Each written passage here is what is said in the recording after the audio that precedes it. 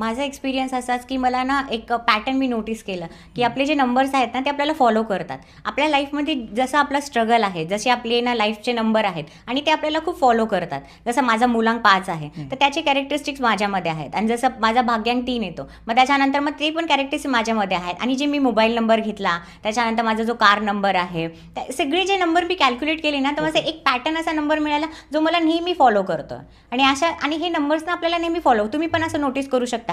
तुमच्या मोबाईलची टोटल बघा, नंतर तुमच्या कारचा नंबर बघा, तुमचा हाऊस नंबर बघा, नाहीतर तुमचा रोल नंबर बघा. तुम्हाला एक असा पर्टिक्युलर असा नंबर असेल ना जो तुम्हाला नेहमी फ्रिक्वेंटली फॉलो करतो. नाही तर असं होतं ना की तुम्ही असे खाली बसलेला आहात आणि नॉर्मल बसलात, त्याच्यानंतर तुम्ही जेव्हा घडीमध्ये बघितलं तर तोच टाइम दिसेल. नाही तर तुम्ही असं रस्त्याने जाताना कारमध्ये पण तुम्हाला असं बसल्यानंतर वाटतं ना, दिसतं की ही कारचा नंबर चाललाय आणि एक फ्रिक्वेंट तुम्हाला ना नंबर दिसत राहतो. तर तो नंबर ना तुम्हाला नेहमी फॉलो करतो. आणि मला असं वाटतं जेव्हा जेव्हा मी तो नंबर पाहते ना मला चांगल्याच आयुष्यामध्ये गोष्टी मिळतात लाईफमध्ये.